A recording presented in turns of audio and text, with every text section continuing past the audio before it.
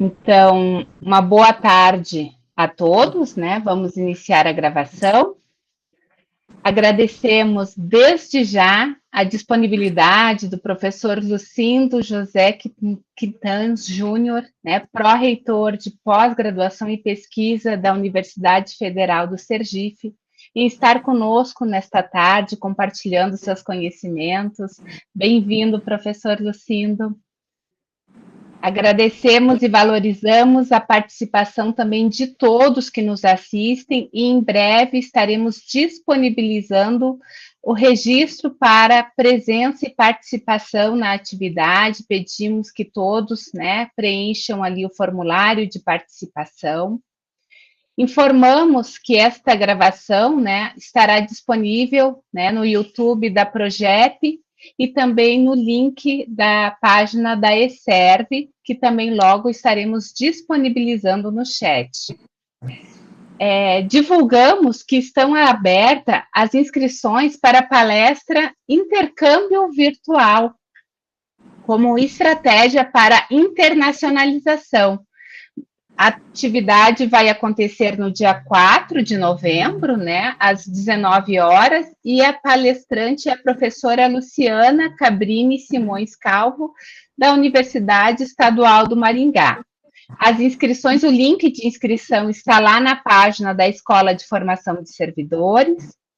Também convidamos, né, todos a participarem da atividade, né, do encontro virtual alusivo ao Dia do Servidor Público, que vai ser realizado na sexta-feira, às 14 horas, com os dois servidores aqui da Unipampa, valorizando a prata da casa, então a servidora Renata Miranda e o servidor o professor Luiz Edgar Lima, né, ambos aqui da nossa universidade, e vão falar sobre do servidor agente de mudança, o papel do servidor público em tempos de novos paradigmas. Também convidamos a todos para que participem da atividade no dia 1º. E sobre a atividade de hoje, então. A atividade de hoje consiste na exposição sobre como planejar e redigir sua proposta para a Bolsa de Produtividade PQ e DT do CNPq. Para o desenvolvimento da atividade, teremos a exposição do professor Lucindo e logo após, né, um espaço para perguntas. No momento das perguntas, os participantes poderão utilizar o microfone e para isso, né, vão levantar a mãozinha aqui do Meet, clicando no ícone ali da mãozinha, ou também podem fazer a sua pergunta via chat, que a gente vai estar acompanhando para realizar a leitura. Então, convido o professor Fábio Galas Leivas, que é o pró-reitor de pesquisa e pós-graduação, para fazer a sua saudação e, na sequência, já dar continuidade à atividade, apresentando, então, o nosso palestrante de hoje. Boa tarde, professor Fábio. Boa tarde, Aline, boa tarde a todos os presentes. Então, queria aqui agradecer a presença de todos os presentes, agradecer a disponibilidade do professor Lucindo. O professor Lucindo é um colaborador aí na verdade, da educação e da ciência brasileira, né? Eu conheci ele através aí das redes de colaboração entre as universidades, né? Vou fazer a apresentação dele há pouco. E ele é um grande aí, defensor da educação, da ciência, né, em nosso país, aí, com uma atuação bastante importante. Muito obrigado, Lucindo, eu sei que sua agenda é muito repleta, né, então agradecer bastante a sua disponibilidade, tá? Também fazer uma saudação aqui entre todos, mas a colega a professora Cristina, né, pró-reitora da Universidade Federal de Santa Maria, que está aqui presente. Temos vários colegas da Universidade Federal de Santa Maria que estão participando em colaboração nessa ação conosco, tá bem? Então, passando brevemente, para não tomar muito tempo da apresentação do professor Lucindo, só apresentando ele. O professor Lucindo é professor titular do Departamento de Fisiologia da Universidade Federal do Sergipe, né? Ele é farmacêutico de formação pela Universidade Federal de Paraíba, onde fez mestrado e doutorado, tem um pós-doutorado nos Estados Unidos, também atuou como professor visitante em Paris, e atualmente, então, é pró-reitor de pós-graduação e pesquisa da Universidade Federal do Sergipe. É coordenador na UFS, né, e membro do Comitê de Governança do Instituto Nacional de Ciência e Tecnologia, Rede Norte e Nordeste de Fitoprodutos, professor orientador de programas de pós-graduação na universidade, né, em Ciências Farmacêuticas e Ciência da Saúde, membro da diretoria, né, do Fórum Nacional de Pró-Reitores de Pesquisa e Pós-Graduação das Instituições de Ensino Superior do Brasil, já foi membro do Comitê Assessor da área de Farmácia da CAPES por 2 períodos, foi membro, né, da comissão que elaborou o Plano Nacional de Pós-Graduação, que está em análise agora, né, para ser vigorado até 2030. O professor Lucindo é membro de diversas associações na área de sua atuação, mantém colaboração científica com inúmeras instituições no Brasil e no exterior, possui centenas de trabalhos publicados em periódicos nacionais e internacionais, e é bolsista de produtividade em pesquisa do CNPq nível A, atualmente. Então, a gente, há bastante tempo na Pró-Reitoria, queria tratar desse tema, né, que é de interesse dos nossos pesquisadores, onde a gente gostaria de apresentar, né, alguns aspectos que são importantes ao se redigir um projeto para se buscar obter as bolsas, né, de produtividade em pesquisa ou desenvolvimento tecnológico, né, e o momento é agora, né, o edital está aberto, né, e o professor Lucindo, com grande experiência em escrita de projetos, né, não só do CNPq, mas FINEP, e com muito sucesso na aprovação, então ele vem aqui para colaborar conosco, né, então a gente fica muito contente. Muito obrigado, Lucindo. Então, eu passo a palavra para você, te agradecendo. Lucindo já veio, já conhece a Unipampa, né? Já esteve aqui. Ele quase provou uma carne muito boa aqui, mas ele provou mais ou menos, né? Mas ele também me deve uma muqueca, né? Então a gente um fica devendo por outro aí. Tá bom, Lucindo? Um abraço e boa apresentação. Obrigado, viu? Obrigado, Fábio. Espero que vocês estejam me ouvindo bem. Queria cumprimentar a mesa, né, virtual na pessoa do professor Fábio, um amigo e é um parceiro na luta pela universidade pública, gratuita, inclusive socialmente referenciada. Que luxo ter o professor Fábio, a Cristina aí também na plateia. Queria mandar um beijo para a Cris, uma pesquisadora com P maiúsculo, é bolsista do CNPq há muito mais tempo do que eu, tem uma folha de serviço prestado para a ciência brasileira muito grande. Queria cumprimentar também a Aline aí, que nos assessorou e vem nos ajudando nessa realização. Eu tive que fazer aqui um bem bolado, né? Estou usando o celular como câmera e o computador para passar os slides. Vou tentar passar o mais rápido possível para que a gente foque naquilo que é essencial. Essa palestra tinha um nome, Tudo que você queria saber e tinha medo de perguntar sobre a Bolsa de Produtividade, de pesquisa do CNPq. E aí o Fábio sugeriu, vamos mudar um pouquinho, como planejar e redigir. E essa mesma palestra eu dei hoje aqui na universidade mais cedo. Meus pesquisadores puxaram a orelha, você vai apresentar para fora e não apresenta aqui para dentro. Então, eu venho fazendo essa apresentação com alguma variação desde 2017 na universidade.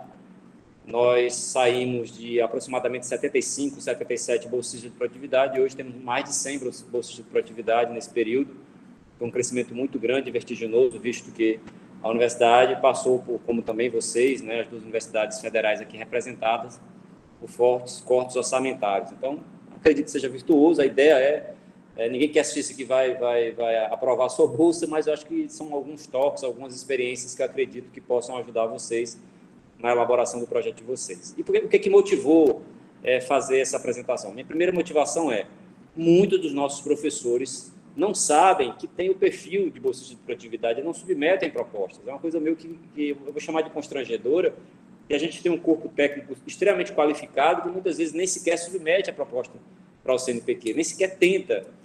E a gente tem assim, a premissa de tentar mostrar que a submissão do projeto de produtividade, tanto em desenvolvimento tecnológico como em pesquisa, é algo que é natural da formação do pesquisador, é apenas um projeto que tem características e perfis diferentes. Como eu falei hoje para a minha turma aqui, às vezes os pesquisadores eles comparam o projeto do Universal com o projeto da Bolsa de Produtividade. São projetos diferentes. Universal, eu comparo com uma prova de 100 metros, ou seja, você tem que fazer a melhor prova possível para você ganhar o financiamento.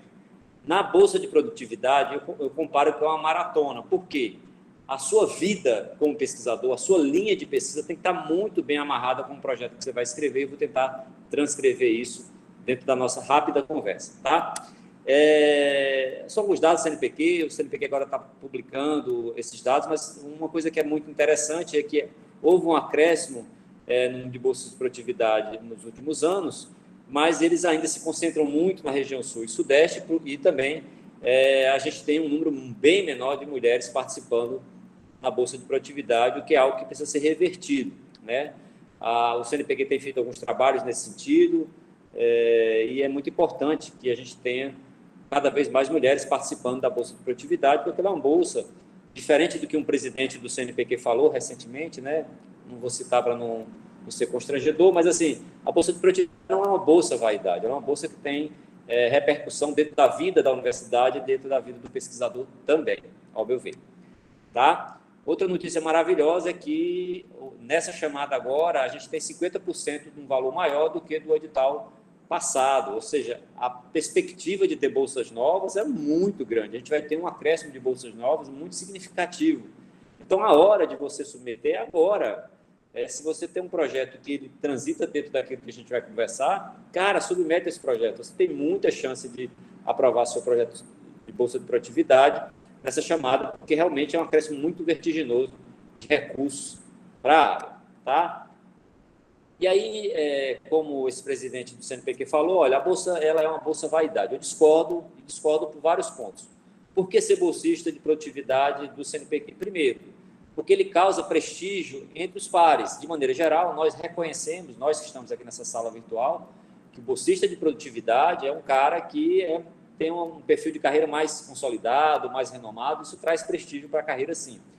Ele tem acesso a melhores fatias dos editais, eu acho que o Fábio faz isso, a Cris eu tenho certeza que faz também, que é você colocar nas equipes FINEP, entre outras propostas que são submetidas, os principais bolsistas de produtividade da sua instituição. Então, isso também ajuda na instituição. Fomento para a manutenção dos labs. Desde o ano passado, o bolsista nível 2, que era o de entrada, que agora passa a ser o nível C, recebe uma taxa de bancada que ajuda para caramba na manutenção. É pouco, de verdade é pouco, mas ajuda para você manter o laboratório, como fazer reparos internos, comprar pequenas coisas, e isso tem ajudado muito os nossos pesquisadores. Fortalecimento dos programas de pós-graduação. Todo coordenador de programa que está me ouvindo aqui, vendo, sabe que isso é uma informação que você coloca lá no Sucupira como indicador de sucesso do programa, e ainda o fortalecimento da instituição, porque todos esses indicadores acabam repercutindo também na qualidade expressa para a comunidade, principalmente a comunidade científica, que sua instituição tem. Tá? Mas aí eu vou passar 3 passos, vou buscar ser rápido, para deixar para perguntas, algumas coisas que eu acho que são definidoras. Primeiro, o grande problema de nós, pesquisadores, é a gente não conhece a regra do jogo. Se você perguntar a maioria dos pesquisadores, eles não entendem como são distribuídas as bolsas PQ e como funciona esse modelo de distribuição de bolsas. Eu vou fazer um comparativo, vou pedir desculpa de ser deselegante, mas eu estou tão distante que vocês não vão poder brigar comigo, que, por exemplo, a maior parte dos nossos professores que fazem parte dos programas de pós-graduação não conhece o documento de área. Se conhecesse o documento de área, seria muito mais fácil para o coordenador do programa conversar com eles e demonstrar, olha, você tem que produzir nessa linha, você tem que fazer isso, porque o documento de área ele é um guideline que diz como você consegue atingir uma nota mais alta do programa. Na bolsa de produtividade é a mesma coisa. Ele tem critérios próprios, o edital tem uma cara própria e isso precisa estar muito bem definido para o nosso pesquisador, tá? Então, esse ano, eu não lembro se o ano passado foi assim, me perdoe se eu estiver falando alguma besteira, mas esse ano eles juntaram as 3 chamadas num único edital, né? Que é o edital, a chamada 18, e ele busca valorizar pesquisadores que possuam produção científica, tecnológica e inovação de destaque em suas respectivas áreas. Bom, então são 3 linhas, uma linha de bolsa DT, desenvolvimento tecnológico, a linha 2, produtividade e pesquisa, e a linha 3, que é para o pesquisador sênior, aquele pesquisador que já tem um nível de carreira muito mais consolidado, está mais perto da aposentadoria, está com outra pegada na sua carreira, mas ele tem ainda é muito produtivo, orienta em programa, ainda tem uma pegada ainda muito ligada para a instituição. Eu acho que a Unipampa, posso estar errado, é uma universidade relativamente jovem ainda, então, assim, não deve ter tantos pesquisadores nesse perfil sênior, posso estar equivocado. Na minha não tem tanto, na minha universidade, é uma universidade relativamente jovem, tem 56 anos, mas, assim, a gente não tem tantos pesquisadores nessa linha. Mesmo assim, a gente recomendou que alguns submetessem. Tá? Tanto na linha 1 e na linha 2, para ser apto à Bolsa DT e PQ, nível C, ter obtido o título de doutor até o ano 2022. Quem obteve depois não pode concorrer nessa chamada. Bem, a resolução 2024, a 12, que foi publicada 9 de agosto, ou seja, basicamente ontem, ela mudou, porque, eu não sei se vocês lembram, era o nível 2, era o nível de entrada, e tinha o nível 1. O nível 1 era um D, um C, um B de bola e um A. O CNPq, com essa portaria, a nova implementação das bolsas, que eu tenho certeza que a maioria das pessoas que estão assistindo aqui vão aprovar, ela vai passar a ter nível A, que é o nível mais acima, o nível B, que é o nível intermediário, e o nível C, que é o nível de entrada. O nível C é avaliado 5 anos da sua produção, os últimos 5 anos. No nível A e B são avaliados os últimos 10 anos de produção. Olhando de dentro do comitê, que eu já fiz parte dele, o que acontece? Quando a gente chega para a avaliação, a gente recebe uma planilha com a vida do pesquisador, com todas as informações, uma planilha com dados de 5 anos e uma planilha com dados de 10 anos, dizendo quantos artigos o pesquisador tem, quantos artigos e os seus fatores de impacto, se ele é primeiro ou último autor, qual é o número de orientações que ele tem, quantas orientações estão relacionadas, no nosso caso, no meu caso, é a farmácia, né? Eu vou citar muita coisa da farmácia, mas você, de certa forma, vai transcrever para aquilo que funciona para a sua área. E o pesquisador de nível A, às vezes fica essa dúvida, né? O pesquisador de nível A, além de ter uma produção muito robusta, e eu coloco aqui, ele tem que extrapolar os aspectos unicamente de produtividade, ou seja, é aquele pesquisador que é uma referência na sua área. Todo mundo que é pesquisador aqui vai olhar para a sua universidade que fez o mestrado e o doutorado e vai lembrar, cara, quem era o cara referência na minha área, na área do conhecimento? Aquele cara ele tem reconhecimento nacional, internacional. Pronto, o bolsista 1A é mais ou menos isso. Ele é aquele cara que ele é referência na área de formação, tanto de recursos humanos, de captação de recursos, de produção qualificada, de interação com setores acadêmicos e produtivos, muitas vezes, dependendo da área. Né? É uma pessoa que tem interlocução dentro de CAPES, CNPq, é uma pessoa que tem uma experiência em gestão acadêmica. Então, esse é o perfil do pesquisador 1A. Bem, isso aqui eu não tenho nenhum documento, eu não sei se depois vocês podem me corrigir. O documento que publicou foi aquele que eu acabei de mostrar, e definiu em nível A, nível B e nível C. O nível C sendo de entrada, é uma bolsa que vai durar 3 anos. O nível B é uma bolsa de 4 anos, que vai aglutinar o nível C e nível D de dado. E o nível A vai aglutinar o nível A e nível B, que vai ter um tempo de bolsa de 5 anos. Como é que vai ficar a taxa de bancada? A taxa de bancada, ela vai... não tem nenhum documento. Eu acredito, é uma ilação da minha parte, que vai para cima, ou seja, o nível A vai ficar no valor de 1.560, que é o nível do bolsista 1A hoje. O nível B vai ficar no valor de 1.320, que é o valor do nível 1C hoje. Né? E o nível C vai ficar no valor de R$1.000, como é atualmente. Tá? Ainda não tem nenhum documento, o CNPq deve se pronunciar em relação a isso. Bem, outra coisa que eu acho importante, e vocês vão me perdoando, porque eu sou nordestino, eu tenho um jeito meio particular de falar, mas eu acho o seguinte, se você quer concorrer à Bolsa de Produtividade, você tem que conhecer seus adversários. Você que está entrando agora no nível C de Bolsa, quem são seus adversários? São os pesquisadores nível 2. Aqueles pesquisadores nível 2, vou citar sempre a área de farmácia, porque é a minha área, tá? Mas você vai colocar dentro da sua área se essa informação é válida ou não. Então, eu chego lá no Google e coloco bolsas em curso do CNPq. E essa área vai me mostrar todas as bolsas hoje vigentes da área de farmácia, da área de química, da área de zootecnia, de letras, filosofia, que tem no exato momento. Eu vou buscar aquelas que estão com término. Quem vai se vencer agora em 2025? Todos aqueles que vão se vencer em 2025 e for nível 2, que se equivale ao nível C, são as pessoas que eu vou competir se eu estiver no nível de entrada. Se eu já for bolsista nível 2 e quero ascender a carreira, eu tenho que procurar aqueles bolsistas que estão na faixa 1C e 1D, porque eu vou concorrer com eles. Eles vão pedir renovação de bolsa e eu estou tentando ascender de nível. Espero que tenha ficado claro para vocês, como não tem interação, é diferente da aula presencial, da conversa presencial, mas seria isso, sim. tem que buscar quem são seus adversários. Por que adversários? Porque são essas pessoas que vão competir com você. Você tem que ver qual é a produção desses caras. Então, se um cara que publica 3, 4 artigos por ano, ele é uma pessoa competitiva, considerada competitiva na área dele, dependendo dos fatores de impacto, não estou falando só de quantidade, mas de qualidade também, você tem que ver que aquilo é um parâmetro mais ou menos balizador que você precisa ter para você ser uma pessoa competitiva. Isso é definidor? Não. Às vezes você publicou um pouquinho menos, mas tem artigos com fatores de impacto mais robustos do que aquele que estão lá. Então, assim, eu sugiro, não sei se é elegante falar isso, mas dá uma olhada na tua área, quais são os bolsistas que tem lá, nível 2, para quem está entrando, e quem estiver querendo ascender de nível, quem está no nível um C, um D, e um B e um A, que é aquelas pessoas que você vai concorrer, tá? E aí, tem uma pergunta que eu recebo muito, mas o que é um pesquisador de destaque para você? Se eu perguntasse aqui, todo mundo vai ter um olhar, hoje na apresentação aqui, eu perguntei o que é um pesquisador de destaque, uma pessoa levantou a mão, um bolsista de produtividade, isso é verdade, ele é de destaque, mas por que ele é de destaque? Ele é de destaque porque ele é capaz de vencer desafios, captar recurso.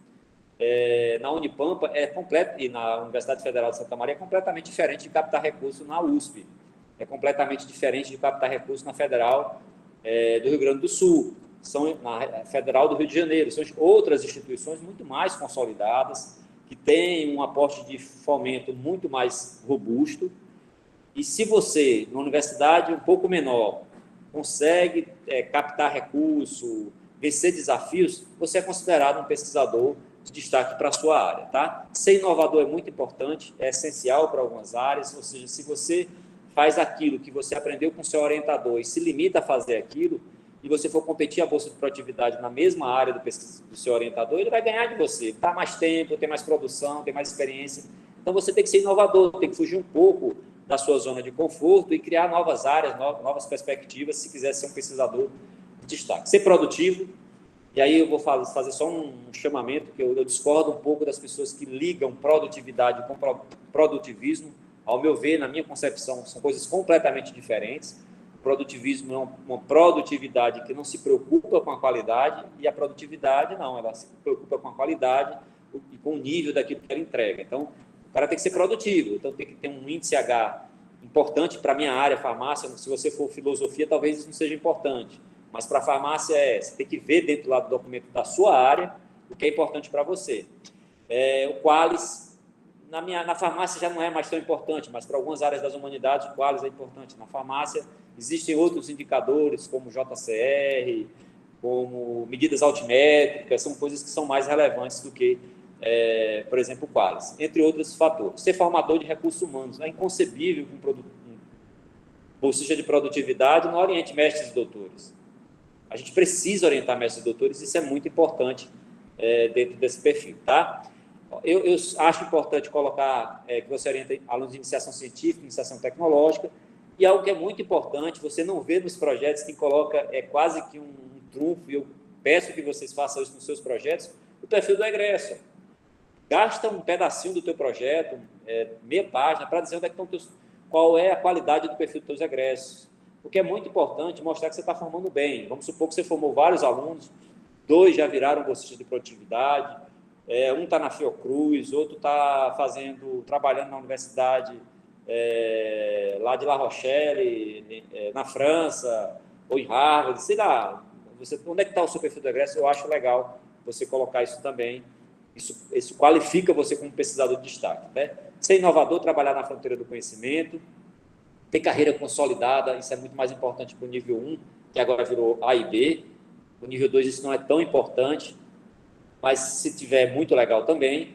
Ser líder de grupo de pesquisa, se você tiver isso, coloca também isso bem claro dentro, por exemplo, do teu currículo Lattes. Ser editor de jornal científico, na minha área, que é farmácia, se for internacional, é mais legal. Mas se algumas áreas, por exemplo, filosofia, sociologia, às vezes ser editor ou revisor de um jornal nacional super relevante para a área, seja mais importante do que ser editor de um jornal internacional. Então, o que vale é o que a sua área acha de interessante. Captador de recursos de fomento, internacionalização é essencial para nível A e B, nível C nem tanto, mas nível A e B é bem legal, principalmente nível A tem que ter internacionalização. Interação com o setor produtivo é algo novo, que está chegando mais para algumas áreas. Só faça isso, só contemple isso, se for importante para a sua área. A minha área e é importante chamar a atenção disso, tá? E aí, você, certamente, eu fiz uma pergunta lá na sala hoje, quem conhece a plataforma Carlos Chagas, algumas pessoas não estavam muito inteiradas com a Carlos Chagas, ou seja, essas pessoas vão ter dificuldade, porque quem capta recurso conhece a Carlos Chagas. Está aqui as áreas que você pode se candidatar, o DT, o PQ, e aí você escolhe a submissão. Na hora que você clica aqui, vai ir para essa janela, e eu vou chamar a atenção para coisas que vocês passam despercebidos. Está aqui na setinha, olha, aqui tem os membros do CNPq na sua área, artes, agronomia, clica lá e você vai ver quem são os coordenadores de área da sua área. É importante você conhecer essas pessoas. O conhecimento que você tem, a relação que você tem com essas pessoas, favorece muito para que seu projeto seja melhor avaliado sem nenhum preconceito. Veja bem, eu sou um coordenador de área lá da farmácia e recebo uma proposta da Unipampa. Cara, eu nunca tive na Unipampa, quer dizer, eu já tive, mas vamos supor que eu não tivesse. Nunca tive na Unipampa, eu não sei se tem ninguém da farmácia trabalhando lá. Quem é o grupo? Tem curso de farmácia lá? Tem programa? Às vezes tem curso de farmácia, mas não tem programa. Então, vocês têm uma boa relação com os coordenadores de área, isso ajuda pra caramba na reunião que tem lá interna lá, para avaliar os projetos, porque o que acontece para todo o comitê é o seguinte, na reta final, você tem 30, 40 propostas muito boas, todas mereceriam ganhar, mas você só tem 10 bolsas.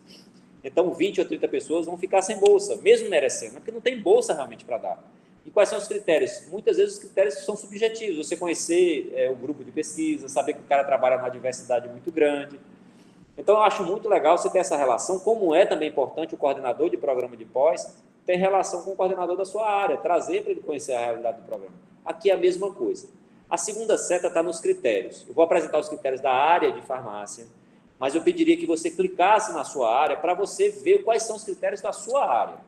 Eu vou falar daquilo que eu tive que escolher uma área para citar como exemplo, que é a área que eu transito, então é mais confortável para me falar. Mas dentro da sua área tem critérios que na minha área não conversam.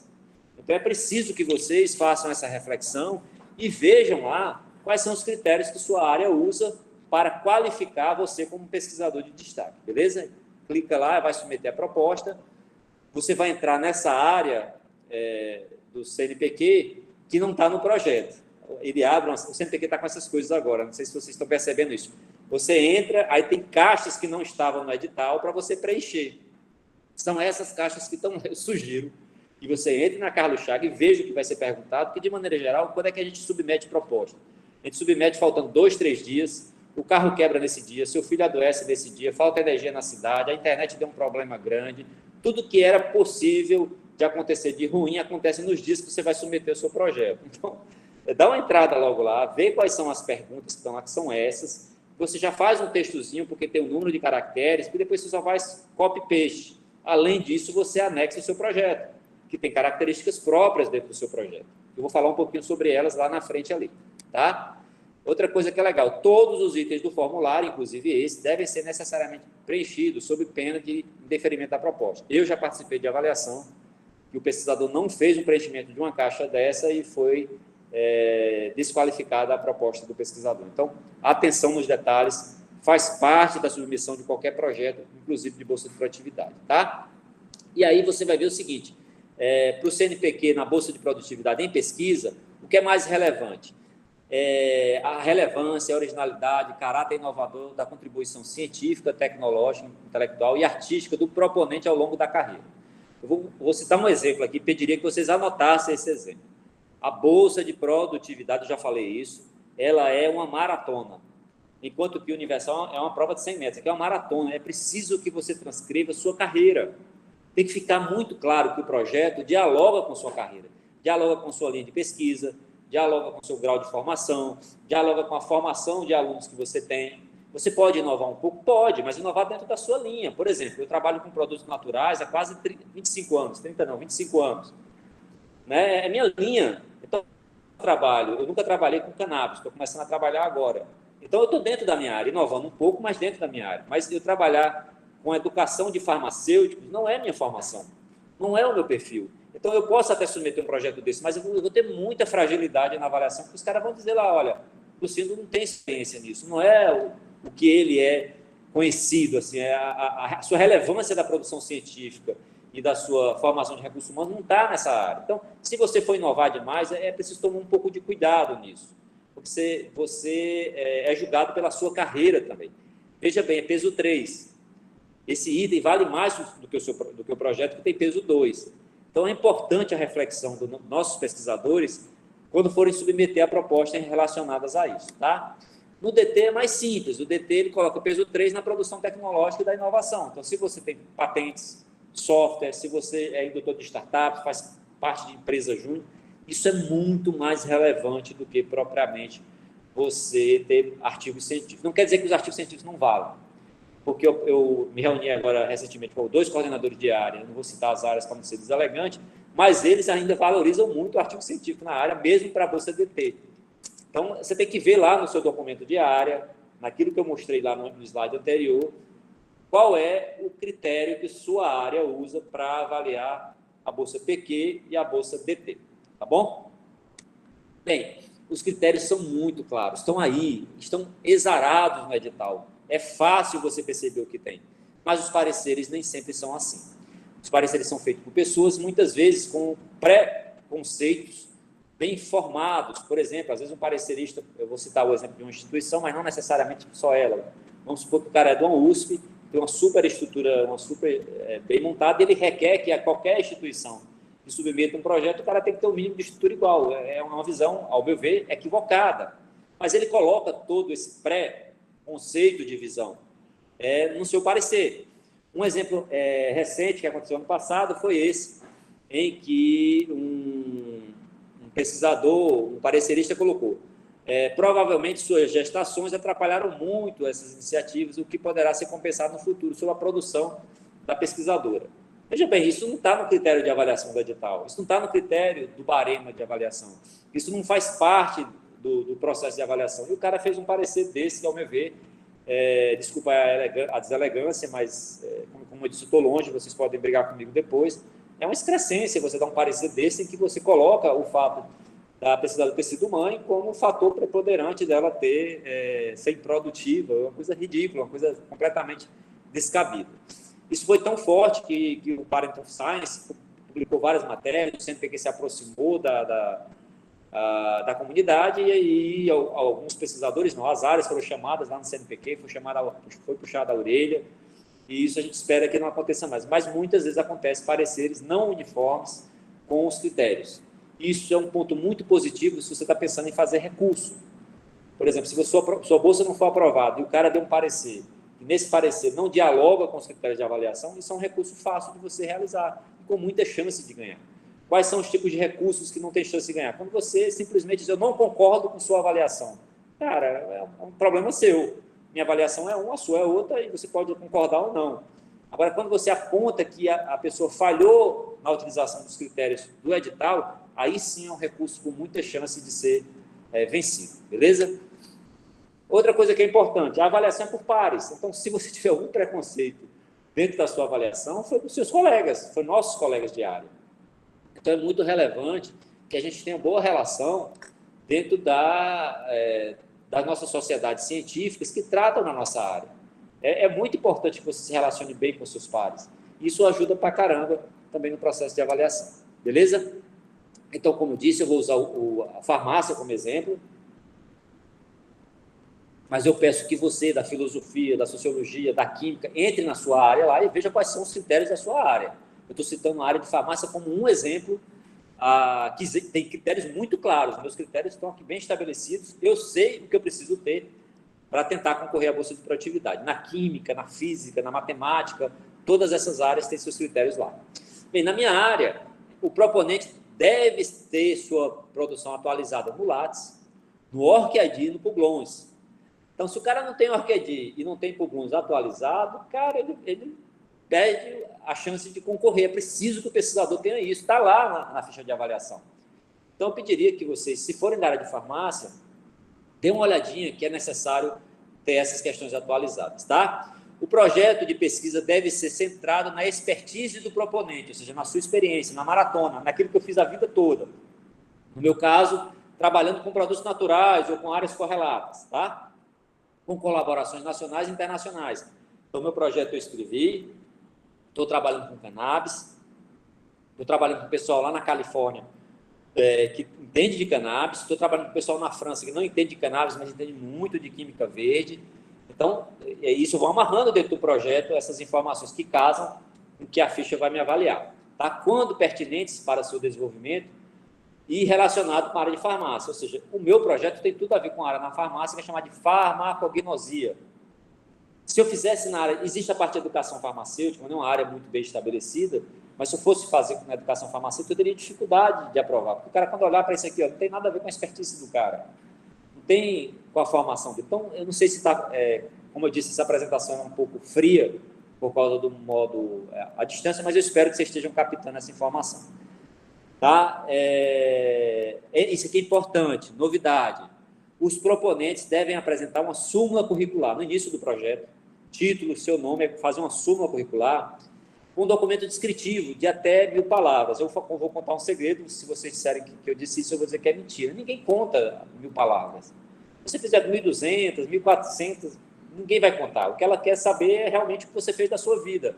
O que faz você ser um candidato à bolsa de produtividade em pesquisa. Você tem que escrever lá, né? Discorrendo sobre destaques na sua atividade de pesquisa, desenvolvida no quinquênio, decênio, dependendo do nível de bolsa que você vai concorrer, conforme os tópicos sugeridos pelo CA aqui na área de farmácia. Tá? Então, vou ser muito rápido, porque está lá nos critérios, mas apenas chamar a atenção que é diferente. Por exemplo, nível C, que é o nível de entrada, que hoje se equivale à bolsa nível 2. Na área de farmácia, o cara tem que ter periódicos indexados no Web of Science. Se não tiver, não é considerado na nossa área. Ele tem que ter o somatório de fator de impacto igual a 15, ou seja, as publicações nos últimos 5 anos tem que somar 15 de fator de impacto. O número de citações tem que ser de 300 citações, também no Web of Science. E o fator H em torno de 12 ou igual ou superior a 12.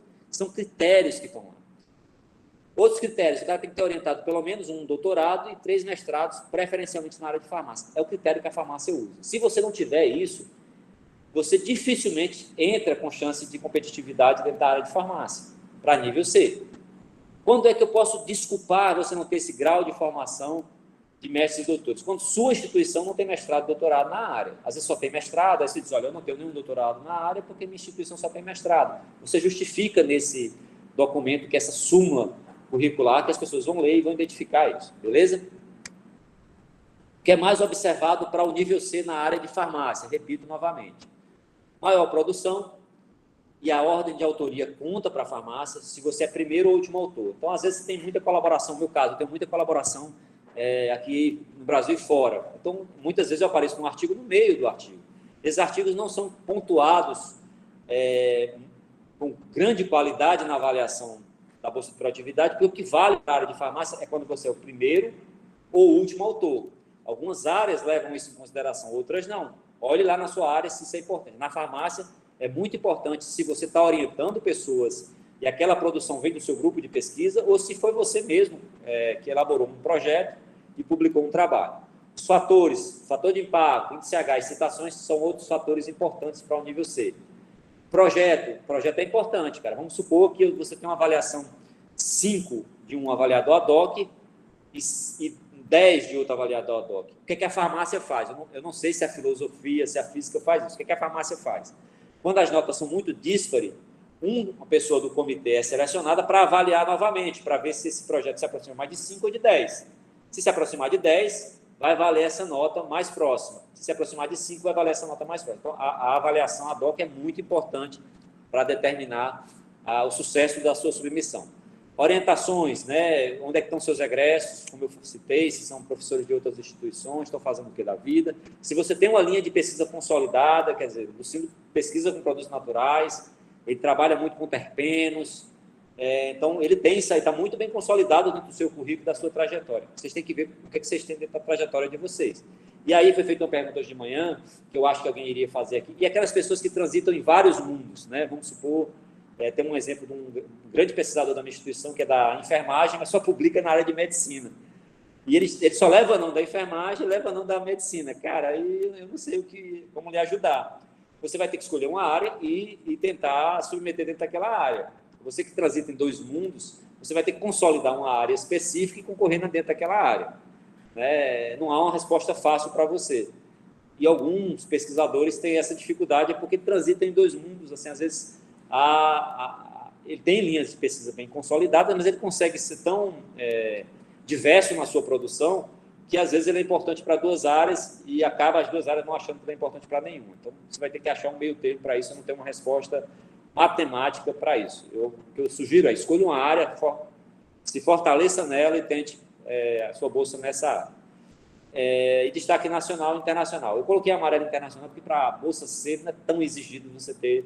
É um pesquisador de entrada, ou seja, não é um cara que vai ter internacionalização tão fácil na carreira. Tá? Para o nível B, que contempla hoje a bolsa 1C e 1D, é um pouquinho diferente. Lá, lembra que o cara tinha que ter fatores de impacto nos últimos 5 anos de 15. Aqui, nos últimos 10 anos, você tem que ter um fator de impacto de publicações de 100, maior ou igual a 100, é muito alto. Número de citações de 1000, né? E fator de impacto igual a 20 ou superior. Tem que ter 12 orientações em diferentes níveis, preferencialmente 5 mestrados e 3 doutorados. E aqui também, assim, é mais difícil o cara ser bolsista de produtividade nível B.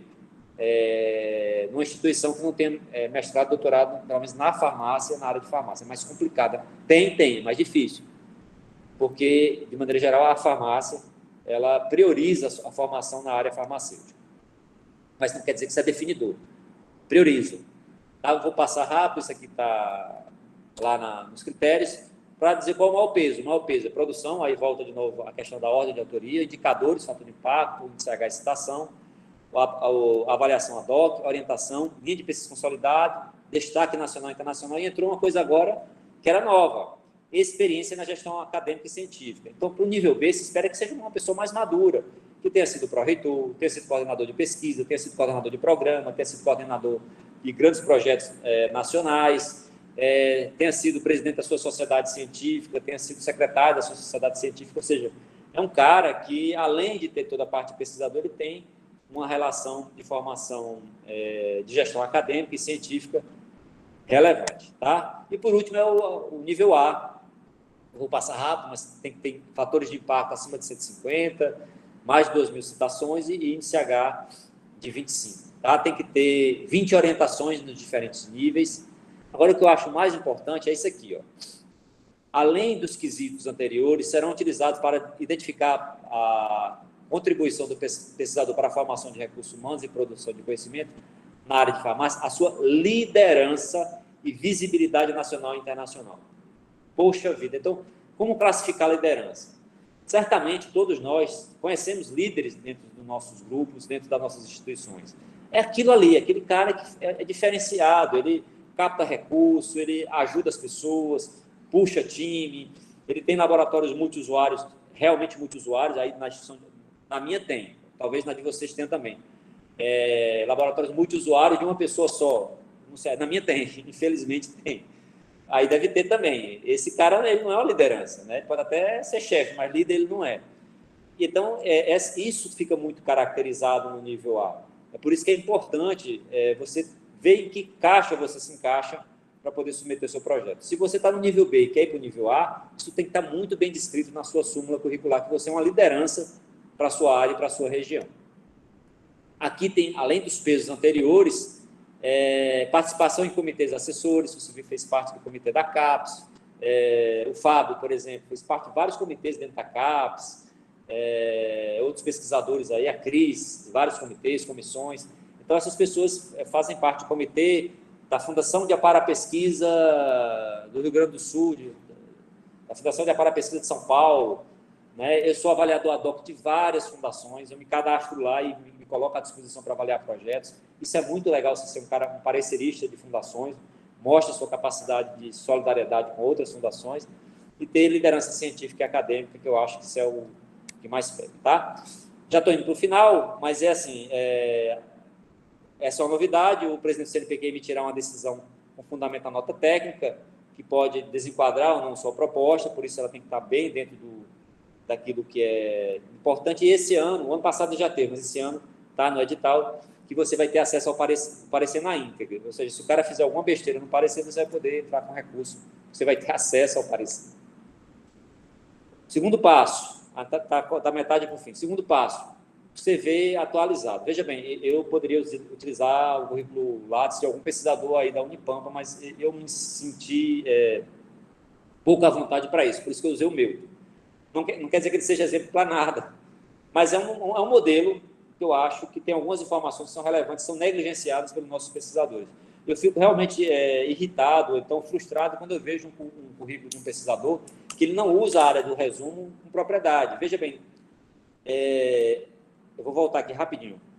Maior peso, produção científica, indicador, tudo isso diz o que o avaliador vai olhar dentro do meu currículo para me dar uma bolsa de produtividade. Então, eu coloco essas informações dentro do meu resumo, porque tem coisa que não tem como o cara ir atrás. Ele tem uma semana para avaliar 150 projetos de toda a área. Então, ele vai pegar aquilo que está mais fácil de informação e mais na mão. Então, por exemplo, eu coloco que eu sou farmacêutico, que eu ajudei na formação de programas de pós-graduação, que eu ajudei a escrever a PCN do Programa de Ciência Farmacêutica, nosso mestrado, doutorado daqui, que eu ajudei na elaboração do curso de farmácia lá na Universidade Federal do Vale do São Francisco, junto com o professor Jacques, ou seja, várias influências que eu tenho dentro da área de farmácia. Para quem for avaliar, olha, o cara ele não é novo, o cara chegou aqui, ele contribui há muito tempo para a área de farmácia. Então, ele ajudou na elaboração do Plano Nacional de Pós-Graduação, que ainda está para ser finalizado na comissão. Então, são coisas que eu coloco lá, que eu tenho parceria com a França, que eu tenho parceria com os Estados Unidos. Tudo está lá. Aqui fala que eu sou internacional, aqui fala que eu tenho experiência acadêmica, aqui fala que eu fui pró-reitor durante 2 mandatos, ou seja, 8 anos como pró-reitor. Então, isso são informações que o comitê de avaliação ele não tem onde buscar lá. Então, você tem que colocar no seu Lattes. E um dos locais é no resumo. Então, eu sugiro que vocês melhorem o resumo de vocês para ajudar o comitê na avaliação como sugestão. Outra coisa que é importante no Lattes, que a gente negligencia pra caramba, tem uma parte de projeto de pesquisa e desenvolvimento. Coloca o título do projeto. O edital que você aprovou está lá no seu Lattes. É só você preencher que você aprovou o projeto. Isso demonstra que você é de recurso. Se você não preenche essa área, o comitê não tem como adivinhar. O comitê não recebe uma planilha da FINEP, do CNPq, da CAPES, dizendo quantos projetos você aprovou. Se você não colocar no Lattes, a gente não vai ver isso. Outra coisa que é nova. Tudo bem. Opa, tá me ouvindo? Desculpa, tá sim, me ouvindo? Sim. É que entrou um som sem querer ali. Pode continuar. Desculpa, perdoe então.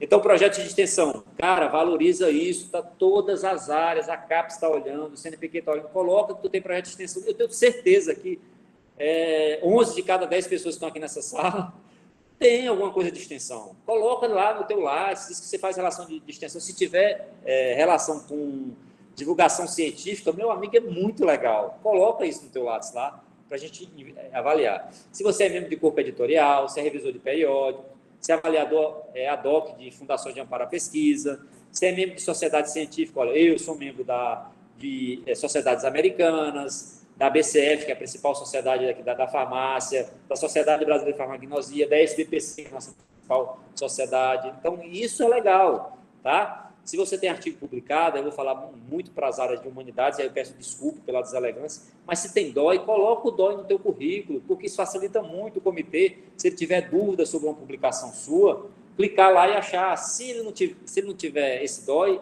cara, ele não vai perder tempo indo atrás, ele só vai dizer que você não tem. E às vezes você tem um dado muito importante que está lá no seu Lattes, mas por causa de, eu vou chamar de negligência ou de não querer colocar o DOI, você não tem acesso. Isso para todas as áreas. Eu acho mais comum, pelo menos eu visualizo mais, em algumas áreas científicas. Tá? Se você orienta aluno, e para algumas áreas é importante se você tem produção de patente. Para DT é essencial, viu? PQ é importante. Mas para DT é essencial. Se você está colocando startups no mercado, se você faz parte de empresa júnior, se você é membro de comitê de inovação e tecnologia da sua instituição ou do Estado, do Rio Grande do Sul, ou do Paraná, onde quer que seja, isso é importante você identificar lá no seu currículo. Atualiza seu currículo com essas informações, tá?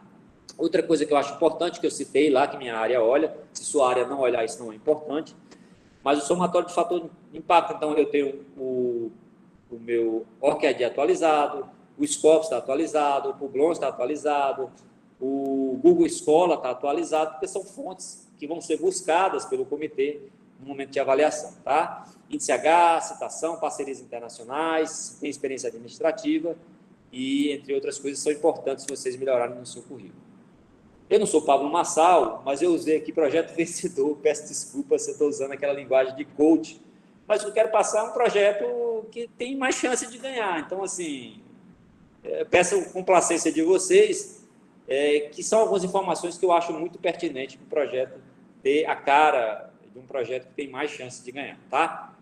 O projeto tem que ter coerência com sua linha de pesquisa, tem que ter coerência com sua vida científica. Não adianta você fazer um projeto completamente diferente, o mais inovador que você queira ser, a bolsa de produtividade, ela está vinculada à sua trajetória acadêmica. Então, você pode até inovar no Universal, você pode até inovar em outros editais, mas na bolsa de produtividade é uma bolsa da sua vida, é uma bolsa que fala da sua trajetória, da sua formação de recursos humanos, da sua captação de recursos.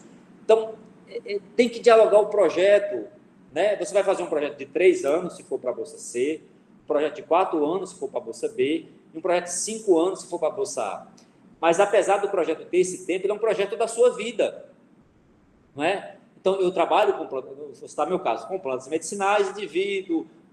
Foi aprovado ano passado aqui uma lei que autoriza o estudo de cannabis e produtos derivados de cannabis para fins medicinais.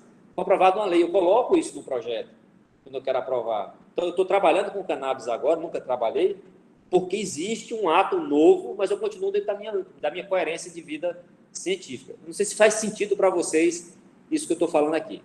No preâmbulo, que é aquele sumário curricular, você tem que falar um pouco da sua história, né? Por exemplo, eu fiz farmácia na Universidade Federal da Paraíba, fiz mestrado e doutorado na Universidade Federal da Paraíba, busquei um orientador que trabalhava com a área de muito interesse naquela área, fui fazer pós-doutorado com uma pesquisadora americana que trabalhava com um modelo que só tinha 2 pesquisadores no Brasil que faziam o protocolo. Tudo isso eu coloquei no meu projeto quando eu quis mandar. Eu fui fazer inovação.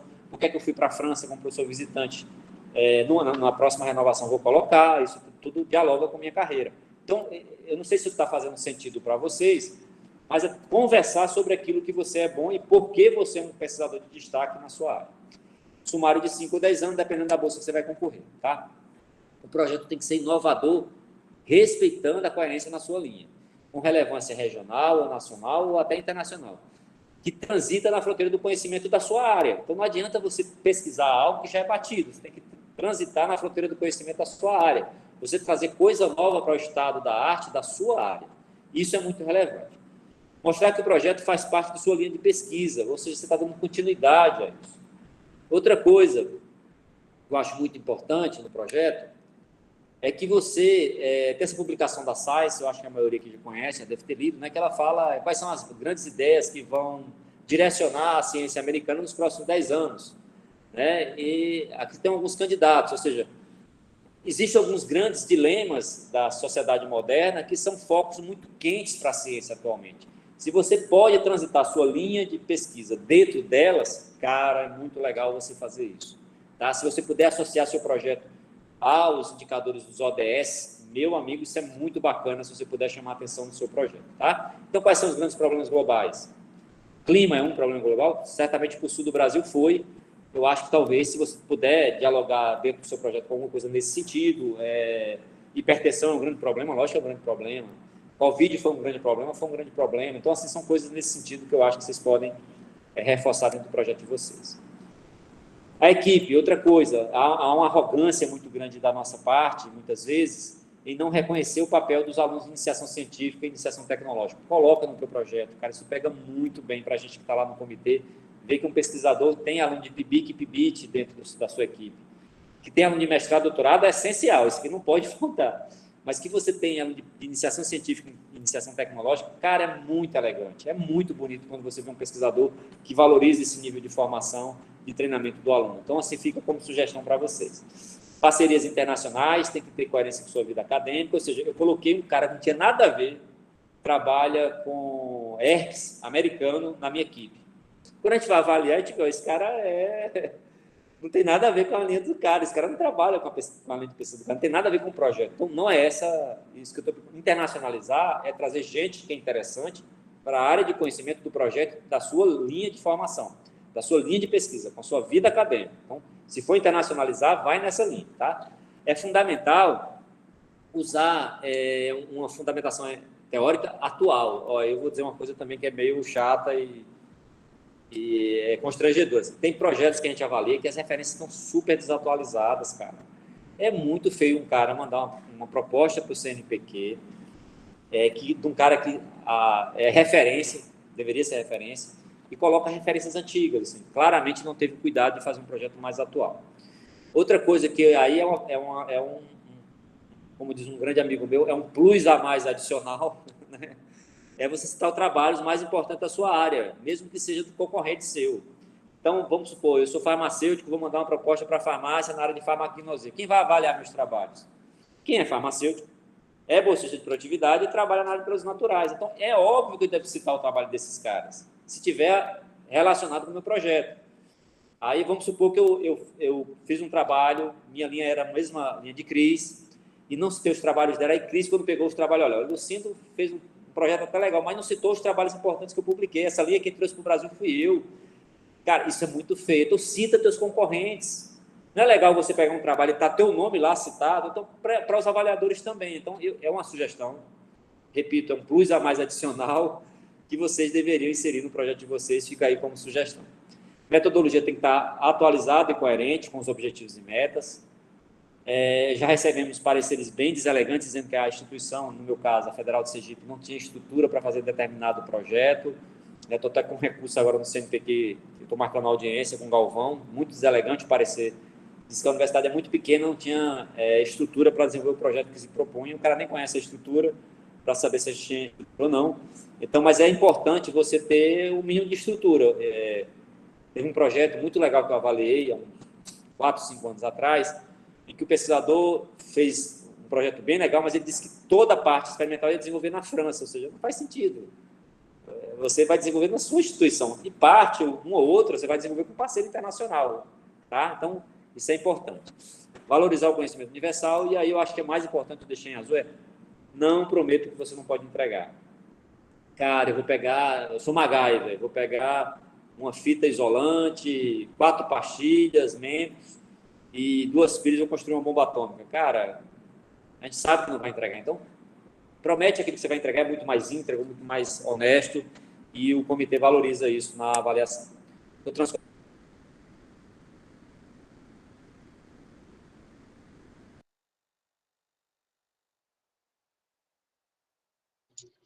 Professor Lucindo, acho que caiu. Sim. Esperar, ele já conecta de novo.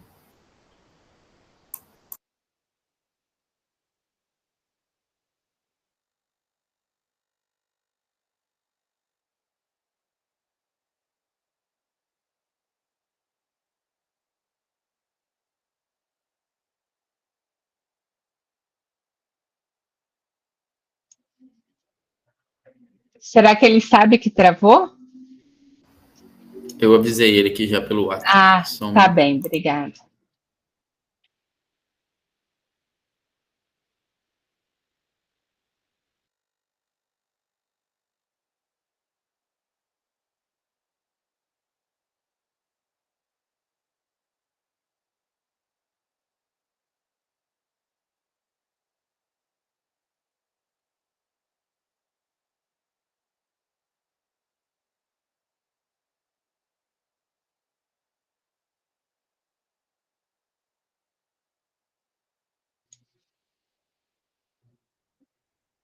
A gravação vai ser disponibilizada no YouTube da Progep, na aba Escola de Formação de Servidores e também na página da Escola de Formação de Servidores. Aline, desculpa, se tu puderes colocar o link, porque acho que alguns colegas são da UFSM, de repente eles não têm esse mesmo acesso. Quando tiver disponível, eu posso encaminhar um e-mail para todo mundo que ficou inscrito, que daí também já recebe o link direto. Isso, por favor, eu acho que é bem interessante. Obrigada.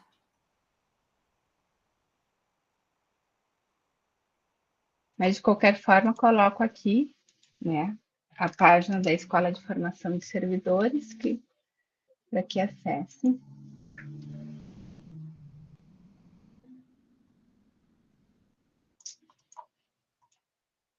E YouTube da Progep.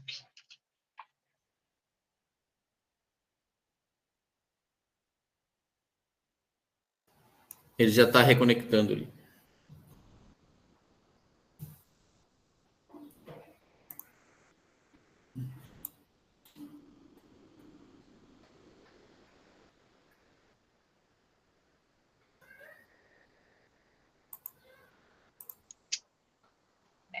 Daí eu não sei se o professor depois Fábio consegue os slides, professor Fábio com o professor Eu Lucindo. depois eu falo com ele, se ele me passar, eu repasso daí para as pessoas, mas igual vai ficar na gravação, né? Que depois eu pergunto para ele, tá? Tá bom, obrigada. A princípio ele não nos enviou, tá?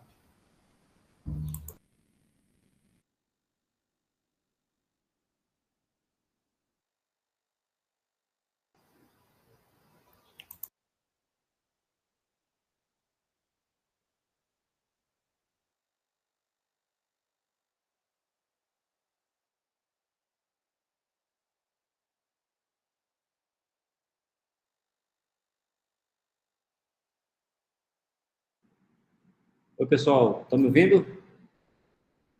Sim, Lucindo, estamos sim. Tudo certo. Desculpa pela deselegância, vou tentar colocar a apresentação de novo, viu? Tá bem. A gente te ouviu bem até você encerrar a parte do não entregue o que... não prometo o que não consegue entregar. Aquele slide ali, daí acho que você foi passar para o próximo e travou. Vocês vão me dizer, né? Vocês estão visualizando? Ainda não aqui. Agora sim. Sim. Agora sim. Vou voltar. Sugestões finais ali, acho que É aqui, não foi? Isso, eu acredito que aí você acabou esse slide.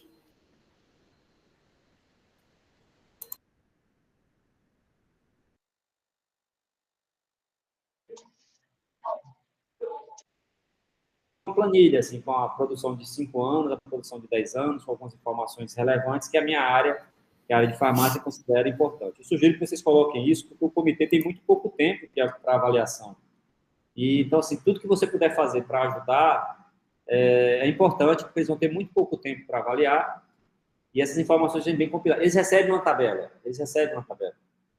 mas às vezes são tantos dados que a gente tem dificuldade. Aqui ajuda para caramba se você puder inserir alguns outros dados que eu entendo ser relevante, como fator H, entre outras coisas, para a área de farmácia. Na sua área, aí você vê o que é relevante, tá? Então, a chamada, ela tem data limite para o dia 30/12, ou seja, tem muito tempo ainda para você escrever uma boa proposta. Dia 27 vai ser publicado, ou seja, no meio do ano que vem, é um prazo muito longo, então, muito chá de camomila e paciência para sair isso. E eu vou finalizar com as sugestões finais, que é o seguinte: busque saber ter boa relação com o comitê de assessoramento. Eu acho que isso ajuda muito, porque é importante você apoiar pessoas que você conhece. Então, o comitê dificilmente apoia ou suporta pesquisadores que não têm nenhum trânsito nacional, ninguém conhece, o cara surgiu agora, o que ele fez para a área. São poucas bolsas na área de farmácia, não sei nas outras áreas como são. Então, assim, isso é importante, você ter uma boa relação, eu sugiro isso. Tem parcerias nacionais e internacionais relevantes, ou seja, cara, tem boas parcerias, tenta ter boas relações com os grandes pesquisadores da tua área. O que é que custa você ter uma parceria relevante, nacional e internacional, com pesquisadores que realmente façam sentido para a sua linha de produção, para a sua de pesquisa, desculpe. Demonstre solidariedade científica, capacidade de articulação com pesquisadores da sua região, da sua IES. Muitas vezes você tem um pesquisador na sua instituição que eu considero um pé de eucalipto. O cara é bonito, frondoso, mas embaixo não cresce nada. Então, isso não é um cara que tem forte liderança. Ele pode ser até um bom pesquisador, competente, mas ele não faz um perfil de liderança que é muito bem visto para a maior parte das áreas, como sendo um pesquisador de destaque que tem liderança de mudar realidades. É isso que se busca num pesquisador de bolsa de produtividade.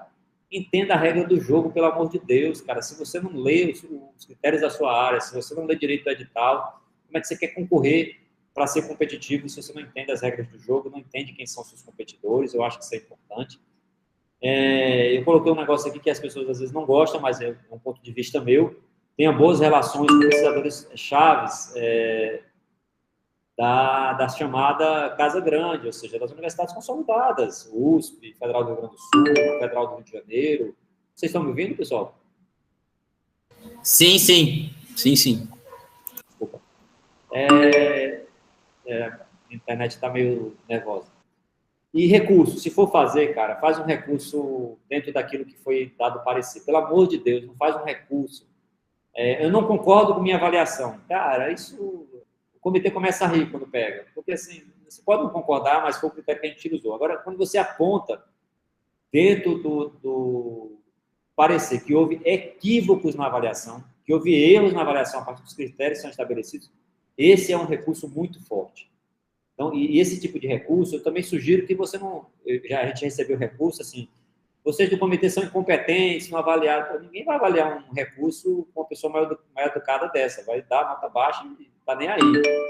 Mas se você faz um recurso, eu entendo a qualidade do trabalho de vocês, a sobrecarga de trabalho, é um trabalho muito importante que vocês fazem para a área, mas eu acredito, eu vislumbrei que esses indicadores foram avaliados de forma equivocada, por isso, peço que a área reavalie isso, eu acho que são pontos que podem ajudar, tá? Então, muito obrigado, desculpa aí a confusão na internet e na apresentação, eu vou tirar a apresentação e ficar à disposição se precisar de tirar dúvidas.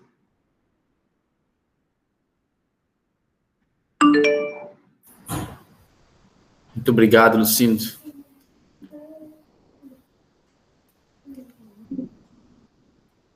Acho que toma uma água aí, a gente vai, acho que, organizar para o pessoal tiver dúvidas, né?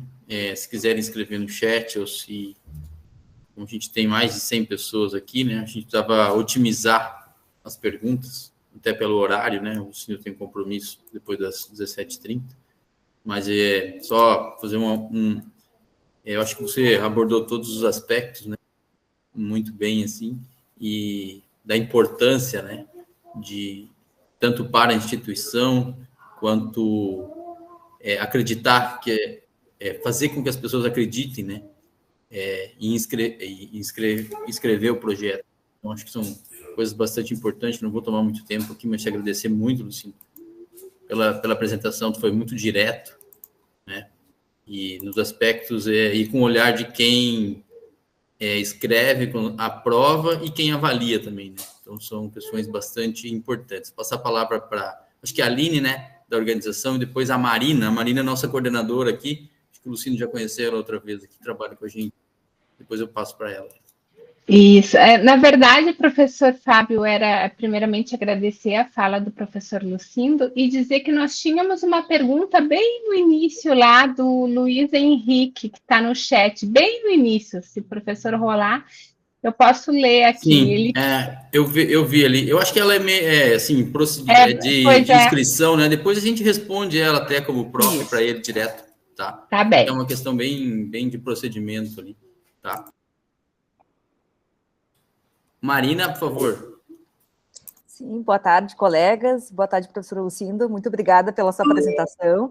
Há tempos eu não ouvi uma apresentação tão relevante, direta e importante. Eu acho que para a gente aqui da Unipampa ela foi muito importante e com certeza a gente vai repassar no YouTube. Porque, de fato, né, tem alguns pontos que têm que ser observados, isso que tu falaste, da questão dos comitês de área, né, dessas mudanças de níveis, e aí eu ia te perguntar, tem um tempo de diferença entre o envio das propostas, que é agora em dezembro, e o resultado final, que vai ser quase no segundo semestre. Tem alguma organização no CNPq, o porquê dessa demora? Normalmente os nossos pesquisadores têm perguntado isso. Oi, Marina, tudo bom? Estão me ouvindo bem? Sim, estamos. Marina, eu vou dizer o que eu vi do Galvão numa reunião que aconteceu lá em Brasília. Ele disse o seguinte, né? E o Evaldo também falava isso. O CNPq perdeu boa parte dos seus servidores. Foram se aposentando, outros foram transferidos para outros órgãos. Então, o CNPq hoje tem um time de mão de obra qualificado, muito qualificado, mas muito escasso. Então, esse espalhamento os editais, é para que não haja sobreposição de muitos editais e não sobrecarregue a agência durante períodos definidos. Então, assim, eles expandiram mais, inclusive prorrogaram bolsas vigentes para que não sobrecarregue o CNPq para avaliação, tanto universal como a bolsa de produtividade são editais que sobrecarregam muito o CNPq pelo volume de propostas que são submetidas. É o que eu acho que foi que aconteceu, porque eu ouvi essa fala do Galvão lá em Brasília, eu acho que o Fábio estava lá na reunião também, posso estar equivocado, a Cris estava, e eles falaram sobre isso. Obrigada, professor. Obrigado, professor Lucino. Vou passar a palavra para o professor Elcio Santos, você pode se apresentar rapidamente, só para lembrar até nessa questão, né, que os currículos eles vão ser congelados em 31 de dezembro, né, que é a data de submissão. Então, o que vale é a produção até 31 de dezembro. Professor Elcio, por favor. Obrigado pela oportunidade, parabéns, professor Lucindo, pela excelente palestra. Eu sou lá do Programa de Química Biológica, lá da URCA, do Cariri, do interior do estado. E eu tenho mais só duas perguntas. Como é que eu faço para colocar na proposta que eu faço parte de uma instituição do interior que não tem a mesma infraestrutura de uma instituição da capital, mas que eu estou com a produção boa, tá tudo, isso assim, é válido essa indicação que eu sou do interior? Essa é a primeira pergunta. E a segunda pergunta eu sou nível 2, que vai virar nível C. Vou tentar pleitear, subir para o nível B. Basta eu indicar na tabela como você colocou lá, eu colocar uma tabela com a produção de 5 anos e com a produção de 10 anos, eles vão entender que eu estou pleiteando ir para o nível B, ou tem algum outro tipo de informação que eu possa colocar que eles vão entender, olha, esse cara aqui está tentando ir para o nível B. Ou eu não falo nada, e isso é uma conclusão natural da evolução da produção nos últimos 3 anos, estando no nível C. Obrigado. Oi, Elcio, forte abraço. Eu sou colaborador no programa do Elcio, lá na Universidade Regional do Cariri. Elcio é um jovem pesquisador muito competente. Então, agradeço a pergunta. Vou tentar ser muito objetivo na resposta. Elcio, eu colocaria assim, existe uma parte que se chama de suma curricular, mas que eu falo de descrição do pesquisador, né? O pesquisador, no início do projeto, ele deve fazer uma descrição dos seus 5 ou últimos 10 anos. Lá eu colocaria que faz parte de uma instituição no interior do estado do Ceará, com um dos menores indicadores de desenvolvimento humano do estado do Ceará. O seu programa é o único doutorado daquela região, eu conheço lá, assim, é um doutorado que é maravilhoso, transforma vidas, é uma realidade muito diferente. Quem teve a oportunidade de conhecer a região do Crato, de Juazeiro do Norte, eu colocaria isso sim. E dentro dessa descrição curricular no início do projeto, você vai falar um pouco da sua vida, né? Eu sou farmacêutico, me formei na Federal da Paraíba, fui fazer doutorado, fiz doutorado lá, fui fazer pós-doutorado nos Estados Unidos, tal área, aquela descrição, eu vou colocar lá no final. Portanto, eu peço solicitação, eu peço análise do comitê de assessoramento sobre a possibilidade de ascensão de nível, já que eu atendo todos os indicadores da Bolsa Nível B, e peço análise, você coloca lá, o comitê vai avaliar isso, sim. Eu colocaria, viu? Eu não deixaria para que eles tivessem ele só quer renovação, não, quer que você que seja avaliado, você pode até não subir, mas você quer que seja avaliado, fazendo a comparação com os pares, e você tem todos os indicadores para ser um bolsista 1B. Pode até não ter bolsa suficiente e você não ser, mas que você tem todos os critérios para ser, eu colocaria assim, na minha opinião. Eu faria assim, sabe, Elcio? Tá certo. Obrigado, viu?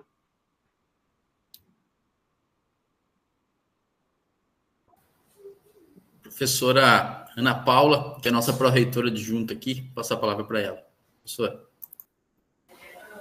Boa tarde, pessoal, tudo bem? Professor Lucindo, muito obrigada pela presença aqui conosco na Unipampa, te agradecer imensamente, foi muito esclarecedor.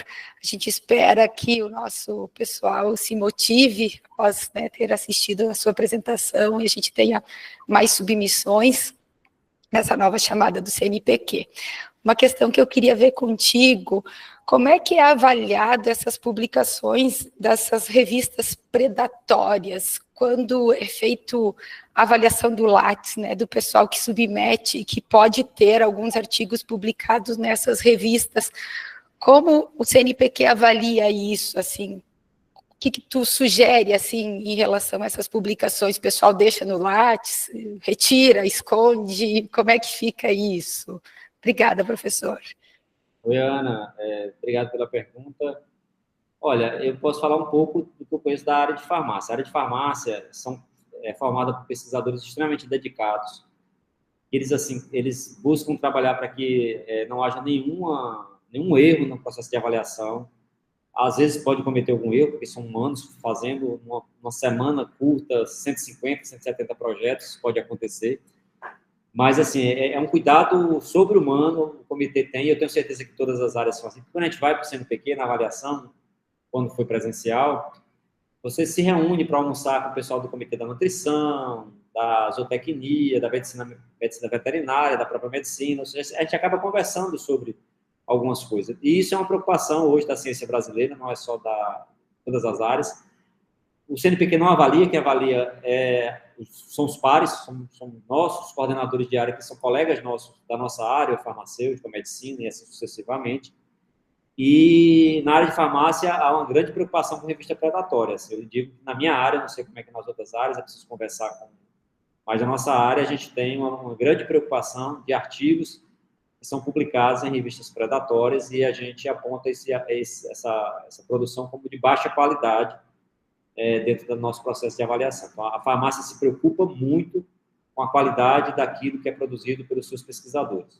Eu tenho certeza que isso acontece em outras áreas, mas eu não sei em que nível isso causa preocupação para a área no sentido de diminuir ou não a avaliação de uma produção. Na farmácia, no melhor do meu conhecimento, a farmácia ela vê com grande preocupação e não avalia bem essas produções que são em revistas predatórias, não. Tá?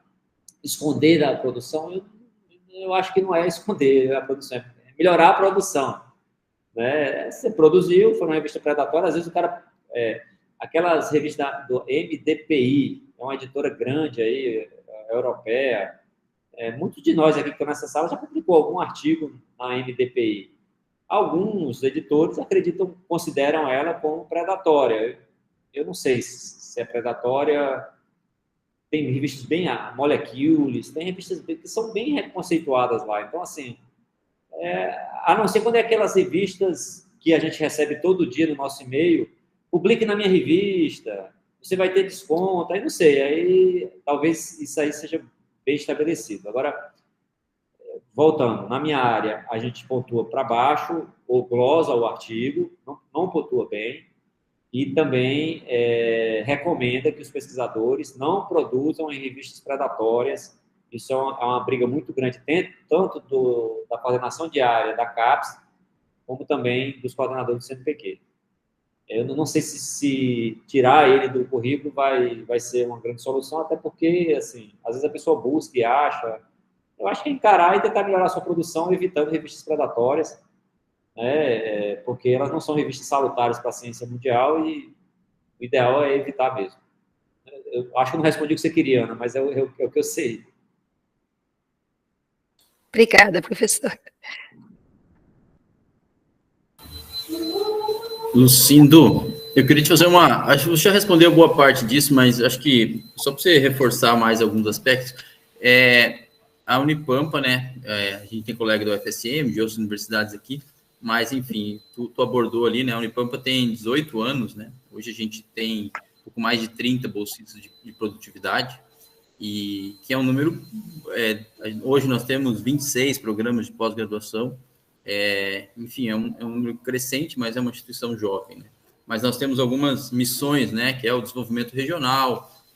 Claro, a gente não está no interior, como tu disse, de algumas regiões do Nordeste, né, mas a gente está numa região, tu conheceu aqui, né, de baixo índice H, por exemplo, tem uma missão de desenvolvimento regional, né?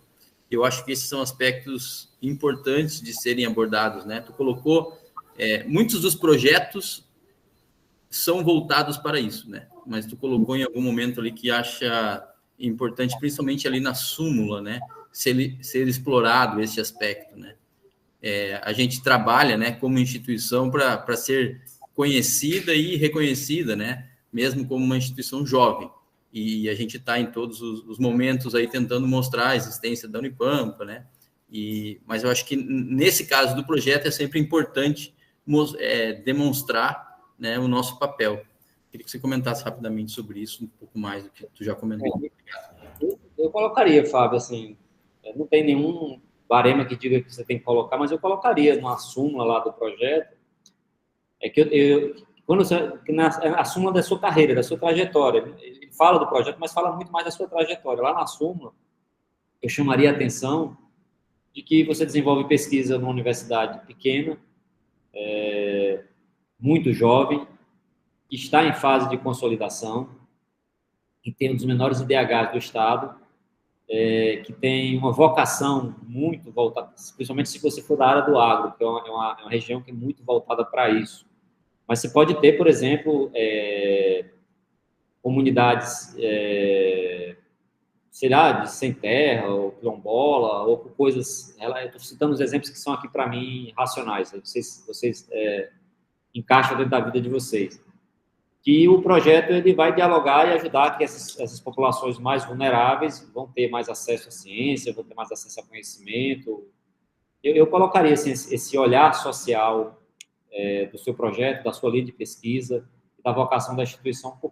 Para mim é muito caro, eu acho que para boa parte dos pesquisadores é muito caro, eu acho que a maior parte das pessoas que estão aqui na sala, quando pega um projeto que mostra que aquele projeto vai ter um impacto na vida das pessoas, a gente se comove, a gente quer ajudar, a gente entende que aquele projeto pode trazer mudanças, quebram paradigmas, e eu colocaria, assim, eu acho que, e também associar, se possível, aos ODS. Se você puder associar aos ODS, eu acho bem legal.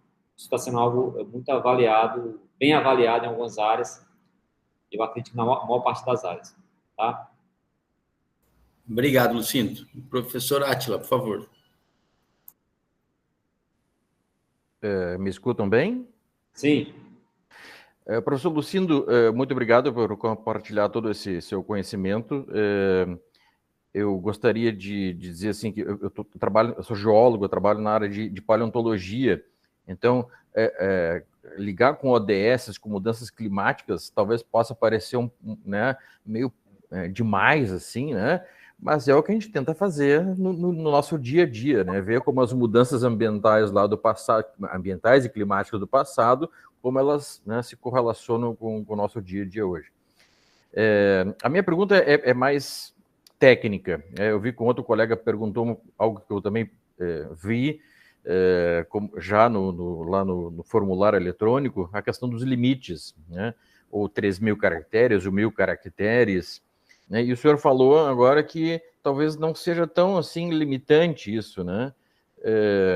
Por exemplo, para poder caber nos 3.000 caracteres, eu fui lá e tirei as referências, né? E isso me comia muito texto, né? Para depois, lá no projeto, poder botar um texto aí com mais referências e tudo mais, né? O que o senhor acha disso? Professor Átila, primeiro, parabenizar a sua área, é extremamente importante para o desenvolvimento do Brasil. É uma ginástica que o senhor vai ter que encaixar dentro dessa lógica aí, mas aí o senhor é uma pessoa criativa, eu acho que vai conseguir achar uma saída melhor do que eu. Veja bem, uma coisa são aquelas caixas de preenchimento lá da plataforma Carlos Chagas. Aquelas caixas têm um número cabalístico, vou chamar assim, de caracteres. 3.000, 2.000, não tem como fugir daquilo. Então, aquelas descrições têm que entrar dentro daqueles caracteres. Mas essas informações mais detalhadas podem estar dentro do projeto que o senhor vai anexar como um PDF, que vai ser anexado lá dentro da plataforma. Então, você pode contemplar a maior parte das informações lá. Dentro das caixas, lá, são mais informações que vão auxiliar o comitê de assessoramento ou até o avaliador ad hoc a entender um pouco do que se trata do seu projeto, né? Ou então tem uma parte lá de divulgação científica, inclusive, dos impactos que você vai trazer.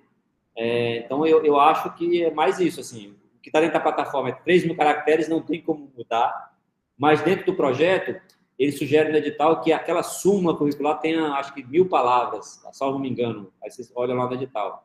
Cara, se você fizer 1.300, 1.400 dentro do projeto, não dentro daquelas caixas, mas dentro do projeto, você vai anexar o PDF, ninguém vai contar as palavras, não é impeditivo.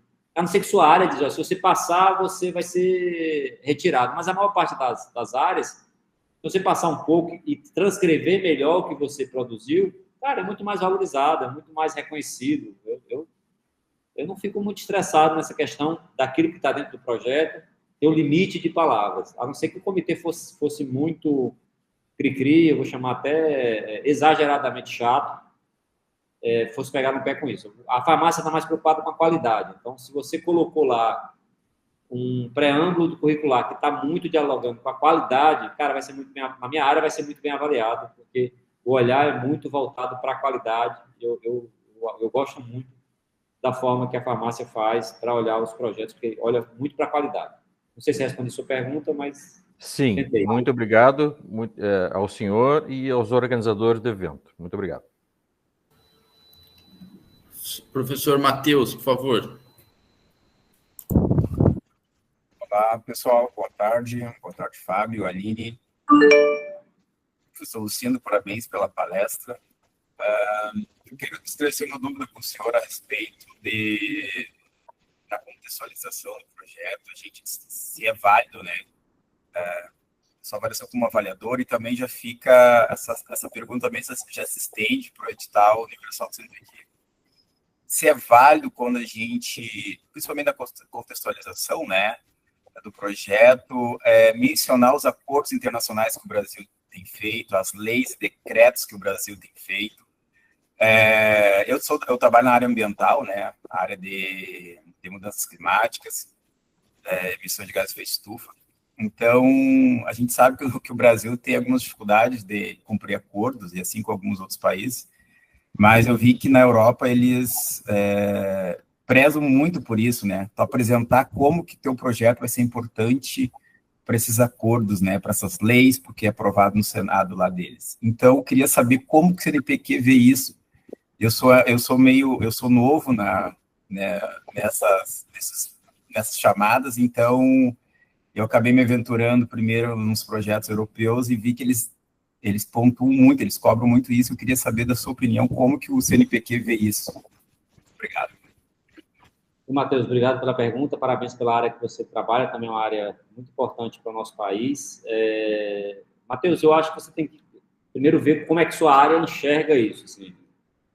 O CNPq não enxerga nada, quem enxerga é a sua área. A sua área, ela vai ter pesquisadores da área lá no CNPq e vão avaliar o seu projeto. Eu entendo que esse tipo de informação ainda é relevante se dialogar com os objetivos do seu projeto. Se não dialogar, são informações que eu não sei se somam. Veja, projeto, ele é um ato de convencimento. Você tem que convencer alguém a lhe dar dinheiro para você desenvolver um projeto, né? Um plano de trabalho. Então, a forma mais coerente que você encontrar de convencer alguém para colocar dinheiro na sua conta para você produzir, realizar um projeto, é o mais importante. Eu acho que sua área, você tem que ver lá o que sua área considera. Na minha área, assim, os marcos regulatórios, eles não são tão importantes, mas talvez para a sua área, como há um descumprimento quase que patológico daquilo que está no papel, não vai para a prática, talvez seja relevante. Aí é muito do olhar da área. Assim, realmente eu não tenho capacidade de dizer para você, olha, coloca ou não coloca. Com o olhar que eu tenho, eu só colocaria se fosse relevante para os indicadores que eu quero apresentar no final do projeto. Se não fosse, não, porque são coisas já de conhecimento público, são leis, não sei, a não ser que eu diga, olha, tais leis não foram publicadas, não desenvolve isso, minha linha de pesquisa é para entender os impactos dessa não cumprimento dessa lei no meio ambiental do Pampa, não sei se faz sentido o que eu estou falando para você, mas eu acho que era legal você dialogar um pouco sua área, e ela vai ter a resposta mais objetiva em relação a isso. Desculpa aí, Matheus, eu não ter me ajudado.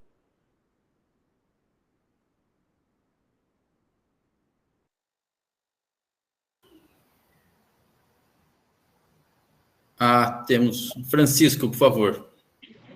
Eu acho que o professor Lucindo travou.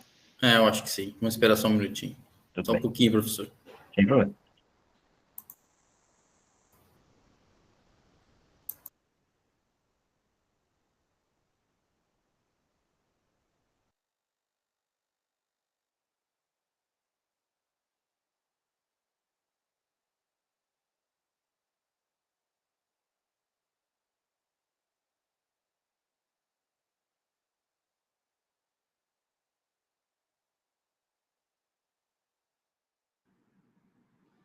Caiu aqui, não sei se o Matheus entendeu minha resposta, peço desculpa aí, Matheus. Sim, o Matheus, sim, Lucindo.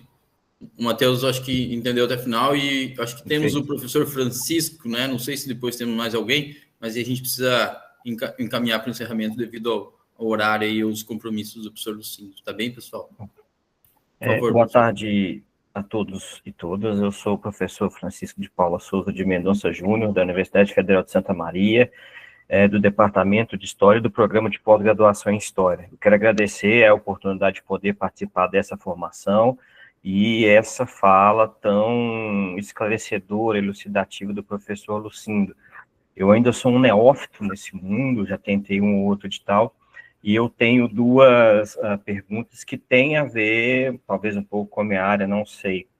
A primeira é, como é que a gente pode entender algumas discrepâncias, por exemplo, a gente vê um pesquisador de uma instituição do interior que é mais produtivo e não recebe a bolsa, e alguém da capital que é menos produtivo, está menos conectado, etc., e recebe a bolsa. Essa é uma pergunta. E a outra é como lidar com preconceitos acadêmicos que ainda existam ou que surjam sobre determinados temas. Tá? Eu vou dar um exemplo que aí no caso é meu. A minha área de pesquisa envolve história política e história do esoterismo no século XV. Eu estou trabalhando com humanismos ali e tal, que é um campo de pesquisa razoavelmente bem estabelecido, tanto na Europa quanto nos Estados Unidos, cátedra dedicada na Sorbonne, essa coisa toda. E eu já recebi um parecer de um outro edital, dizendo que, independente de produção, de internacionalização dessas coisas, dizendo esse é um tema que não interessa à universidade brasileira. Independente de eu justificar assim, olha, isso tem um papel, as extremas-direitas estão dialogando com esse tipo de coisa, independente de justificado. O parecer foi nesse tom. Então, como lidar com essas coisas? É isso, muito obrigado. A pergunta do Francisco, ela deveria ser acompanhada por um vinho bom, aí quando eu for da próxima vez, aí vocês me dão um vinho, porque são perguntas difíceis de responder. O Francisco fechou com chave de ouro aí, algumas perguntas capciosas. Uma pergunta que ele respondeu, vou ser muito franco, Francisco, me perdoe, assim, mas há preconceito na avaliação, na minha visão, há preconceito, porque realmente há pesquisadores que mereciam ganhar a bolsa e não ganham, enquanto que outros ganham, né? Tem muito aquilo que eu coloquei no slide, não sei se você viu, que eu chamo de casa grande, assim, de maneira geral, a casa grande, ela domina isso, mas não domina só no produtividade, não, domina no recurso CAPES, domina no recurso FINEP. Então, esse é um problema que nós, que somos pobres, mas limpinhos, precisamos ir brigando para ver se a gente vai superando tempo a tempo, para tentar ir vencendo. Uma das formas é colocarmos pessoas com a visão como a sua dentro dos comitês de assessoramento. A gente precisa ter gente lá para brigar, para dizer, olha, o que vocês estão fazendo aí não está correto, não. Aquele cara está trabalhando, carregando pedra nas costas. Ele descansa carregando pedra. É diferente do cara que está com toda a estrutura montada num grande centro, numa grande estrutura. Então, esses erros acontecem. Muitas vezes eles são revistos quando a pessoa entra com recurso, mas dizer que eles não acontecem estaria tapando o sol com a peneira, porque eu, particularmente, Lucindo, eu já vi acontecer, acho justo pra caramba, e muitas vezes você não tem as melhores ferramentas que não ser essa, você ir para participar dos comitês, ir para as reuniões. O Fábio sabe que eu sou um cara conhecido por ser muito briguento, eu brigo com a CAPES, eu brigo com o CNPq, a palavra assimetria eu já estou chutando, porque ela está só no discurso, ninguém quer reduzir a assimetria, se quisesse teria realmente ações mais assertivas nesse sentido. O Fábio sabe que eu sou um dos caras que mais briga com isso, dentro das fundações. Então, eu não tenho resposta, a resposta que você quer ouvir, infelizmente, é concordar com você. Com relação ao preconceito de área, eu acho muito estranho, a não ser que seja briga de grupos. Né? Tem muitos grupos no Brasil, a gente vai dizer que não tem, mas tem. Tem grupos de ciência que são, por incrível que pareça, oponentes. Isso acontece na própria instituição. Você pega universidades mais consolidadas, você tem um programa super legal, as pessoas brigam e formam 2 programas mais fracos, em vez de ter um programa mais consolidado. Então, isso acontece. Agora, eu acho estranho que uma área não tenha interesse que esse conhecimento seja pertencido pelos pesquisadores brasileiros na formação. Eu acho que é uma coisa muito particular da sua área, e aí eu vou me atrever a brincar, como você está longe, você não vai brigar comigo, talvez Freud explique a situação aí de vocês, aí talvez uma psicanálise possa ajudar a questão da área, porque de uma forma tão esquizofrênica, entender que uma área de conhecimento humano tão forte, ela não seja de pertencimento para a sua área, né? Não faz sentido, me perdoe, eu estou sendo deselegante com a sua área, talvez, mas eu acho que não faz sentido, e aí vocês têm que discutir, talvez chamar o coordenador de área, Francisco, para conhecer a estrutura da Unipampa, conhecer a região, e dizer, olha, cara, a gente faz pesquisa aqui com muita diversidade, traz o cara, às vezes chama o cara para tomar um chopp, oferece um churrasco de parrilha aí verdadeiro, que o Fábio me levou, nem funcionou, né, um vinho bom, sentando na mesa, explicando a situação, às vezes o cara entende que vocês estão fazendo um trabalho muito digno, numa região muito difícil, né, e isso dignifica a ciência brasileira. Desculpa, na maior parte do tempo eu concordei com você, não tenho a resposta que você quer, não.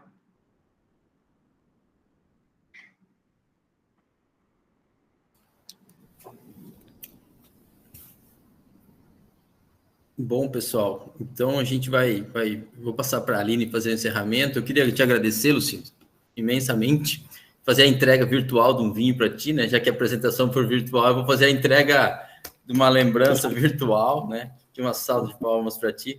Mas a Marina e a Franciele, elas te entregam um vinho agora no Improp aí. Daqui uns dias elas vão te encontrar e você vai receber, tá? Fica tranquilo e fica o convite para voltar para a Unipampa daqui uns dias aí. Tenho certeza que a gente se encontra daqui uns dias aí. Tá bom? Muito obrigado, Lucindo. Foi excelente. Eu tenho certeza que quando sair o resultado das bolsas no ano que vem, eu vou te mandar mostrando o aumento das bolsas da Unipampa aí e com certeza fez parte esse momento aqui contigo. Tá bom? Muito obrigado. Aline. Obrigado. Professor Lucindo, por gentileza, suas considerações finais, então, e depois eu faço o encerramento.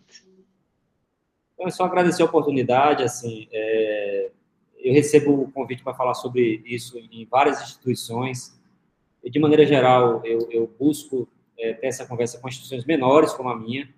Eu entendo que a gente briga com leões, né? Não é uma tarefa fácil, é uma tarefa muito difícil, e muitas vezes o que tem é um problema muito assim, de falta de autoestima do nosso pesquisador. O pesquisador brasileiro, principalmente aquele que está numa instituição menor, ele acha que é menor, ele acha que não é tão competente quanto, ele acha que não tem capacidade de concorrer, e eu sou contra isso, eu acho que tem.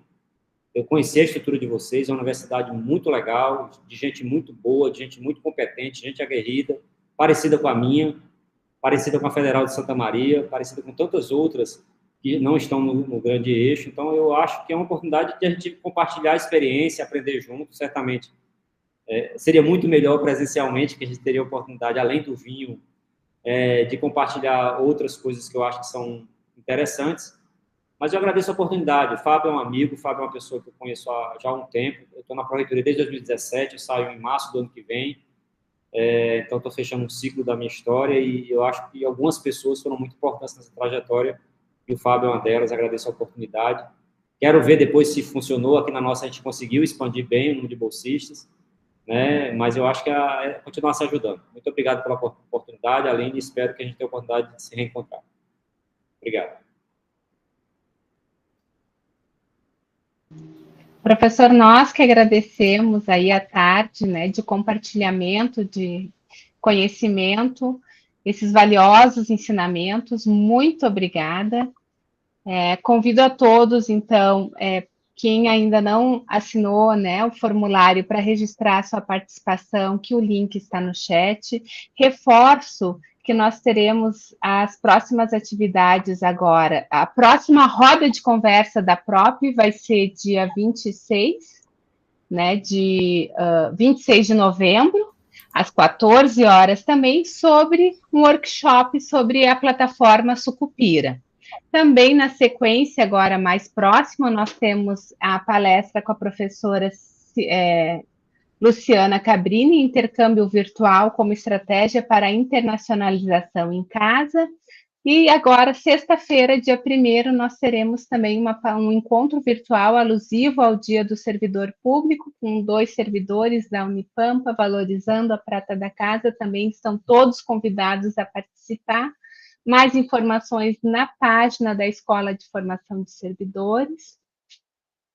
E desejo um bom final de tarde a todo mundo e até a próxima. Vou encerrar a gravação. Tchau, Lucindo. Muito obrigado. Tchau, obrigada.